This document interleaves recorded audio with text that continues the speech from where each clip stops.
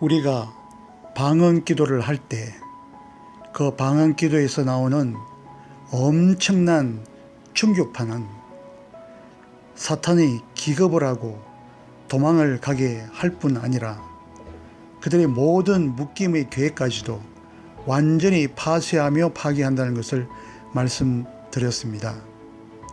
그러면 우리가 이 방언 기도를 틈만 나면 이 기도를 해야 된다는 것입니다. 방언 기도. 한 권사님의 간증을 말씀드리겠습니다. 권사님이 20살이 넘은 딸이 있었는데 그 딸은 정신이 오락가락하면서 귀신이 들려 모든 위험한 행동을 하는 그런 딸이었습니다. 그래서 목사님을 초청하여 기도도 하고 그래 봤는데 그때마다 이 딸은 시칼을, 북에 있는 시칼을 들고 나와서 목사님을 죽인다고 그렇게 막 행동을 하니까 목사님들은 복음을 전하고 난 다음에 무서워서 기겁을 해서 다시 그 집에 찾아오지 않고 그러던 중이었습니다. 그런데 이 여자 딸이 마루에 앉아서 있는 어느 날 조그만 공 하나가 대문을 넘어서 자기 마당으로 떨어진 걸 봤습니다. 그런데 그 공을 줍기 위해서 문을 열고 대문을 활짝 열고 들어오는 아이가 있었습니다. 그런데 이 딸은 그 아이를 보자마자 소스라치게 놀라면서 부들부들 몸을 떨면서 급히 숨어버리는 것이었습니다. 그래서 나중에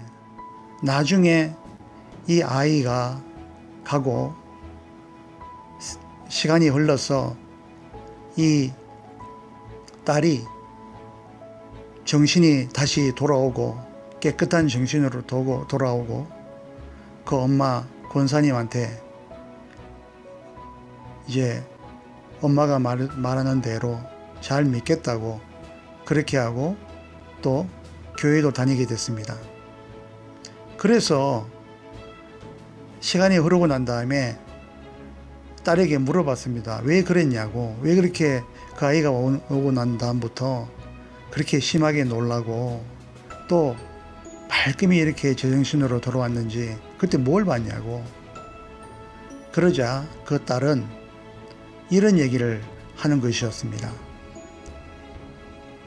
공이 들어오길래 먼저 담을 넘어서 공이 마당에 떨어졌는데 그것을 잡기 위해서 애가 초등학생 아이가 뛰어들어왔는데 그 옆으로 엄청난 군대가 이로 말할 수 없이 엄청난 위험을 가지고 있는 군대가 그 아이들 옆에 큰 창과 칼을 들고 서 있었다는 것이었습니다. 그래서 그걸 보고 너무너무 기겁하여 솟아쳐서 숨어버렸다는 것입니다. 알고 보니 그 아이는 방언 기도를 하는 아이였답니다. 방언 기도를 하는 아이였습니다. 이렇듯 우리가 모르고 하는 이 방언 기도가 우리의 주위에 있는 모든 사탄과 묶임을 가지고 있는 귀신의 영들을 파괴할 뿐만 아니라 우리 앞에 놓여 있는 모든 장애물을 다 파쇄할 뿐더러 하나님이 성령님이 항상 우리와 함께 하심으로 우리는 온전하게 성령님의 인도하심을 받을 수 있다는 것입니다. 방언 기도 정말 중요합니다.